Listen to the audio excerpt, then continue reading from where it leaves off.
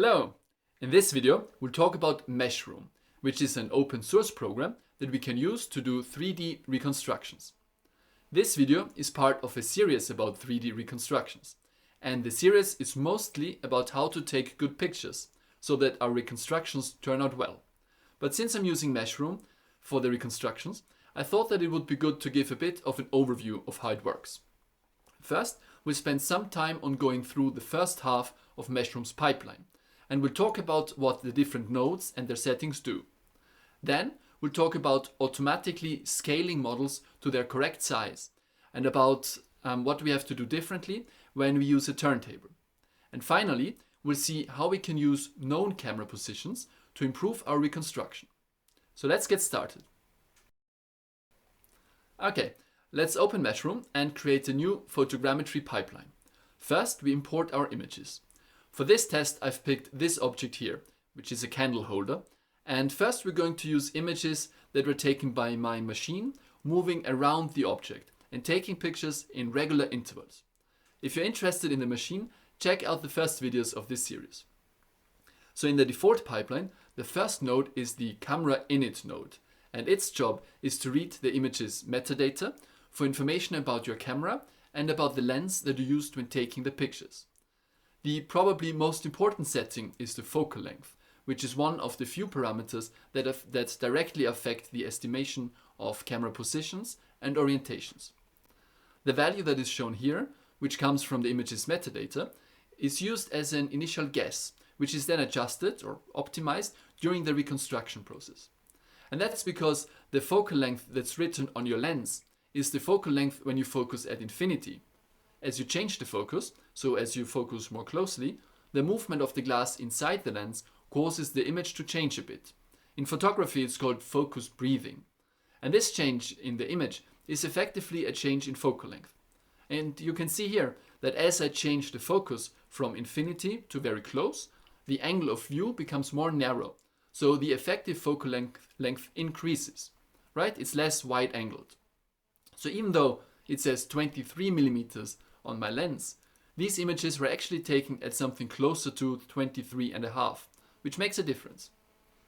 I think pretty much all lenses suffer from focus breathing, but on some lenses it's very well controlled, and on others, like on the one that I used in this demonstration, focus breathing can be quite strong. If the metadata is missing from images, then Meshroom can estimate the focal length. But of course, if we provide more information to the algorithm, then we do have a better chance of getting a good reconstruction. Okay, the next node is the FeatureExtraction node. So in computer vision, features are points or patches or something similar in your photo that should have something unique about them, something that allows us to uniquely identify them. And ideally, if we have multiple photos which look at the same part of an object, but which were taken from different positions, then we want to identify features that can be recognized in all of those photos. Even if in the different photos the features may be at different pixel positions and they may have different sizes and orientations, and there may be noise or the lighting may be different and so on, we still want to be able to find the same features in different images. There are lots of algorithms for finding features, but one of the most widely used algorithms is called SIFT. And there are lots of variants of it. By default, Meshroom uses this variant called Domain Size Pooling SIFT, or DSP SIFT, which is very good. And usually you don't need more than this one. So after running the feature extraction node, Meshroom allows us to visualize the features that were found. First, we have to double-click the feature extraction node to activate it.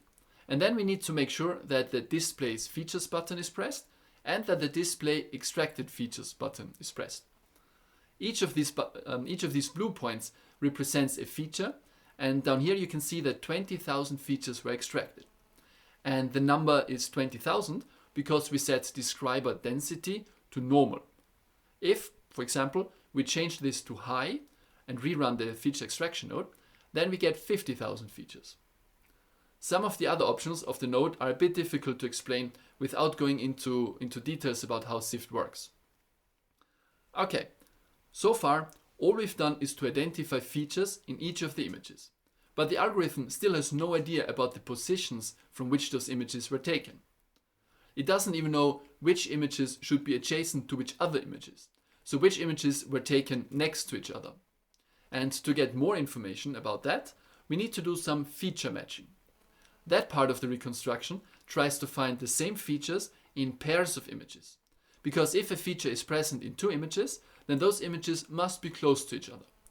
They must have been taken from positions that are close to each other. And one way to do this feature matching is to just compare all features in all images with all features in all other images. But that would require a lot of computation, and a lot of that would be unnecessary because we would be comparing pictures that may look at completely different parts of the scene. And that's why we've got this image matching node. This node tries to identify image pairs that are probably close to each other. So when we do feature matching, which is very slow, then only relevant image pairs are searched.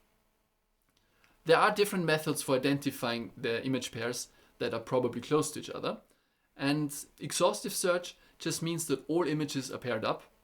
Sequential matches up images that are adjacent to each other in the image viewer. So for example, in my setup, where a machine goes around the object and takes pictures, that would correspond to something like this.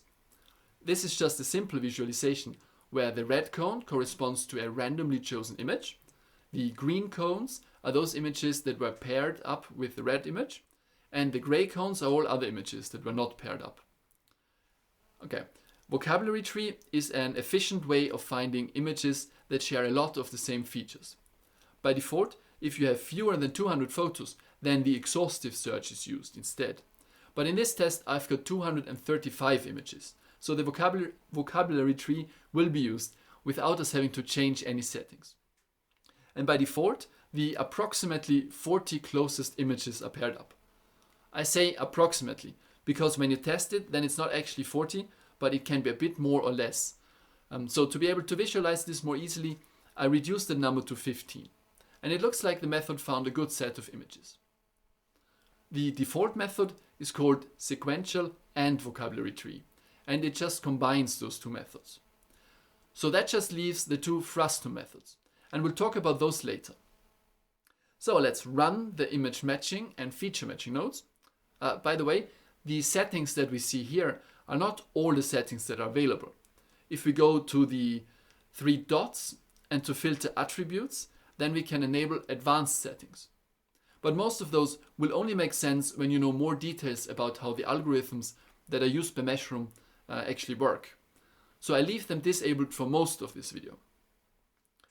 After running the feature matching node, we can visualize the features that were found in multiple images. So all of these yellow points were found in at least one pair of images. Okay, so far we found features on the two-dimensional images, and we've matched images that contain the same features. Now we want to use those feature matches to find the poses of the cameras and the locations of the features in three-dimensional space. And for that, we use the StructureFromMotion node. Just to be clear, there are lots of different algorithms for doing that, and Meshroom has implemented 2 or 3 of them. The one that's used by default follows an incremental approach. So I'll just give a rough overview of what's happening in the StructureFromMotion node, because to go into more detail would take too long and it would require slightly specialized mathematics. Okay, so first, the algorithm picks 2 images that share a large number of features, and it estimates the relative position and orientation of the images to each other.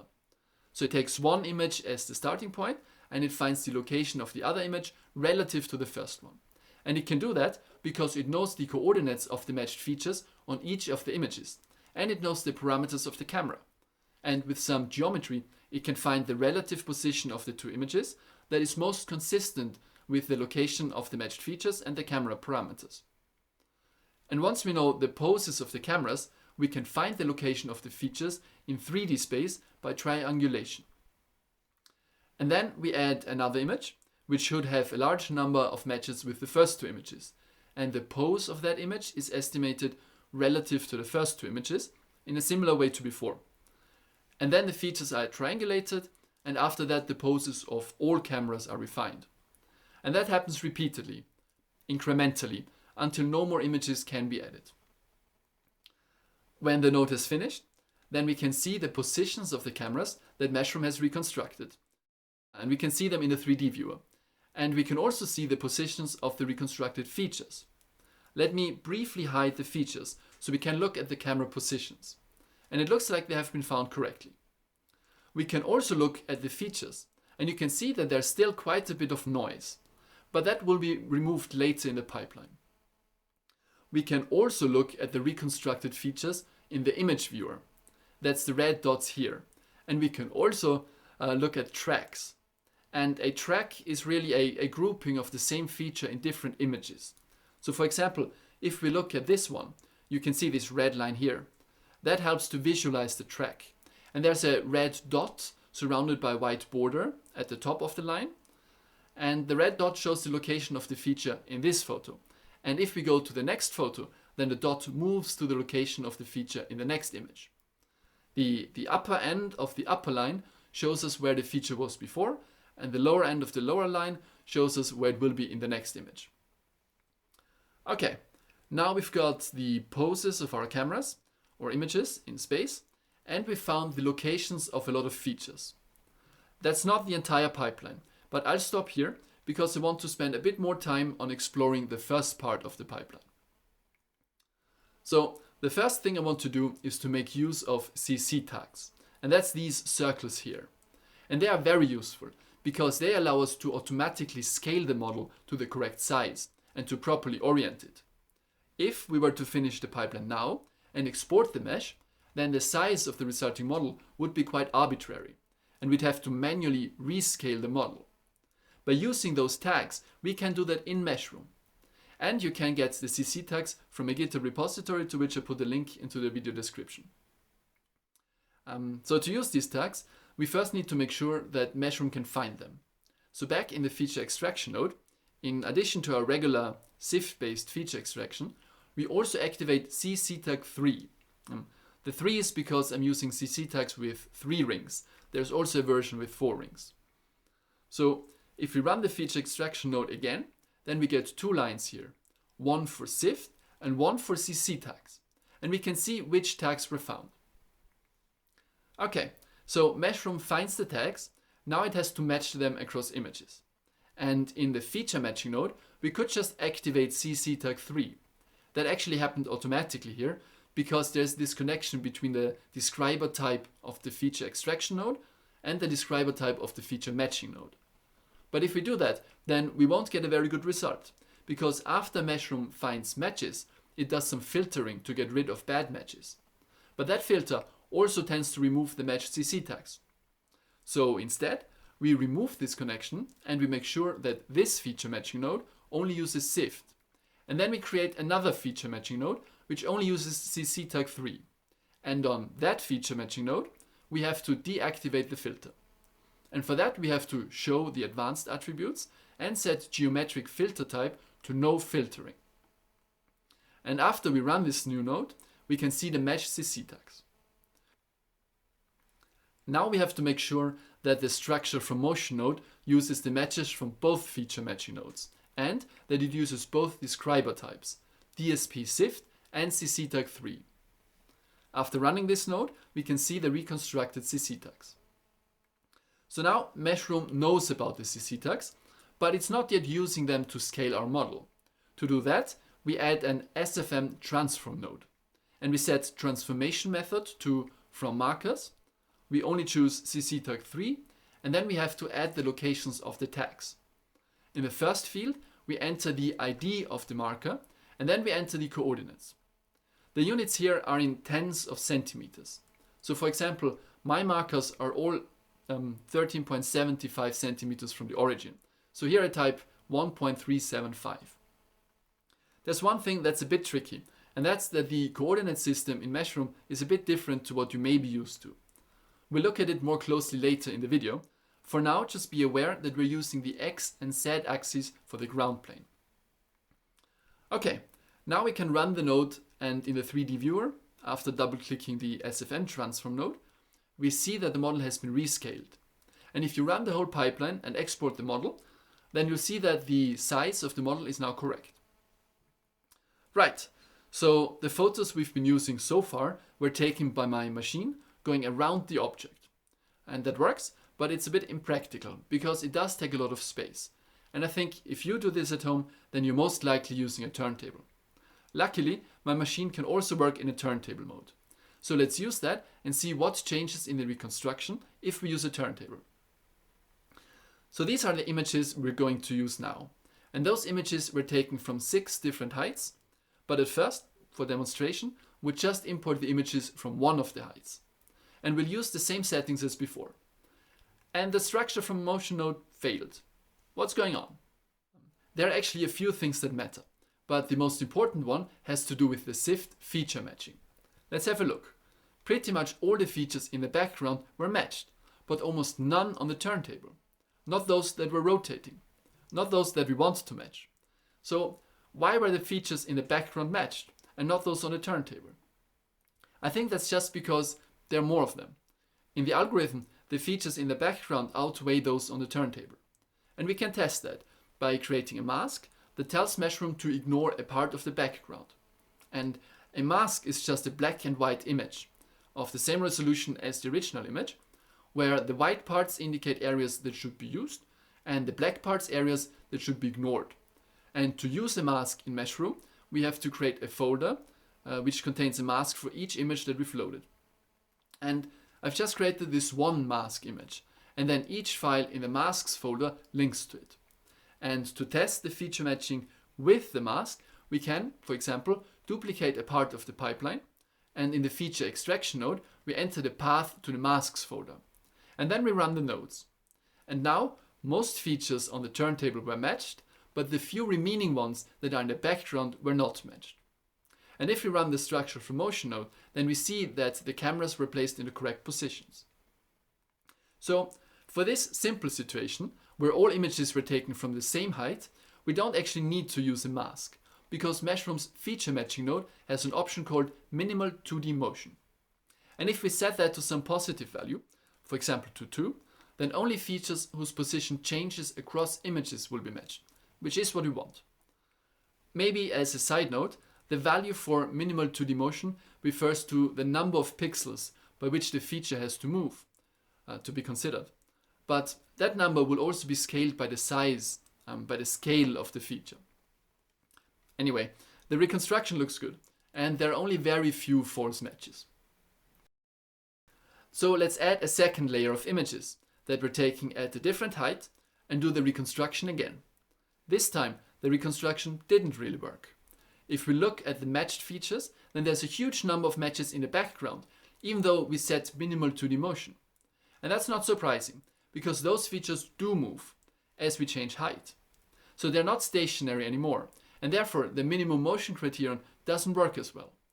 The tracks of those images where we change height show they quite well. So again, we could create masks. For example, if we use the mask from before and add another one for the images of the new height, then we get this result, which is good. But obviously, creating masks manually is tedious and time consuming. But if your background is of a particular color, then you can also use the ImageMatching node, which creates these masks for you. My background is not uniform, but some part of it is white. So let's just try it. In the ImageMatching node, we just have to adapt the hue, saturation, and values to those of your background. And here are some of the masks that Meshroom created. So the really bright parts were ignored. And if we go to the output of the feature extraction node, then we see that no features were extracted in the bright white parts. In my case, the reconstruction still doesn't work. But if most of your background is of the same color, then it will work. Okay, we've seen how to use a turntable with Meshroom. Now let's move on to the last topic that I want to cover in this video. And that's about using known camera positions. For example, in my case, I know very well from which positions the images were taken. Of course, there's some noise in my data, but overall I know the positions. So let's use that information to make it a bit easier for the algorithm to find a good reconstruction. And I'm going to remove my image masking nodes because you'll see that we won't need them if we use known camera positions. And I'll also import all photos of the turntable session, which is made up of 6 different heights for a total of 157 photos. So there are a couple of things we can do with known camera positions. The first affects the image matching process. There's this method called frustum, which we skipped earlier. Frustum is a geometric term. In our case, it just refers to the part of the world that's in view of the camera. This is an example. The camera is shown in red, and what it can see is shown in green. And the green part is what frustum refers to in this case. Let's add a second camera, and you can see that their thruster overlap. And this frustum image matching method matches all cameras whose thruster overlap. In my specific setup, that's not so useful, because for me, the thruster of all cameras overlap. You know, all cameras point towards the object on the turntable. So in my case, this is effectively equivalent to just using exhaustive image matching. Okay, so we won't be using the frustum method, but we can write our own. Of course, you'll have to do whatever is appropriate for your setup, but in my case, I know that all cameras are looking roughly towards the same point, and I've defined that point as the origin of my coordinate system. So all that I'm going to do is to compute the angles between each of the camera positions. And that's just an inner product normalized and followed by an inverted cosine. And then we can decide if we only want to keep image pairs whose position differs by less than a certain angle, or if we want to keep a certain number of closest pairs. Of course, you have to use the format that Meshroom expects, and you can get that from the output of the regular image matching node. And once we have our own custom image matches, we can remove the image matching node and paste the path to our own file into the image pairs field of the feature matching nodes. And to make that a bit simpler, I've created my own node which does the same thing, I just don't have to manually paste the path. And by default, I'm matching all images that were taken within 40 degrees of each other. That's roughly the angle where, according to the SIFT paper, feature matching starts to become unreliable. And if you visualize that, then we see a nice grouping of paired cameras. So sometimes that by itself is enough to get a good reconstruction. But usually, like in this case, it's not. But it certainly means that our feature matching node, which is slow, only works on image pairs that are looking at the same features. So that was one use of our known camera poses, but we can also import them into Meshroom directly. And we'll see that that helps a lot, because the reconstruction will already start from a pretty accurate state. So to get our camera poses into Meshroom, we use the ImportKnownPoses node. And there's this field, known poses data, where we have to enter the path to the file that contains our camera poses. But first, we have to know what data format Meshroom expects. And there's virtually no documentation on the topic. So I had to look at the code to see how it parses the data. And the format seems to be like this. We have one file, which I've called knownPoses.json. And for each image, there's exactly one line in the file. And the image with the lowest index is in the first line, and in the second line is the image with the second lowest index, and so on. And each line is a JSON dictionary with at least 3 entries. One for pose, one for forward, and one for up. Pose refers to the coordinates of the camera. Forward is a unit vector that points in the direction that the camera is facing. And up is a unit vector that is orthogonal to the forward vector, and I'm assuming that it should point up. And now's probably a good moment to talk about Meshroom's coordinate system. When I draw or plan something, then most of the time I use a coordinate system like this, where the XY plane is on the ground and the Z-axis points up. But that's a bit different here. So let me briefly load a separate set of images so we can figure out Meshroom's coordinate system.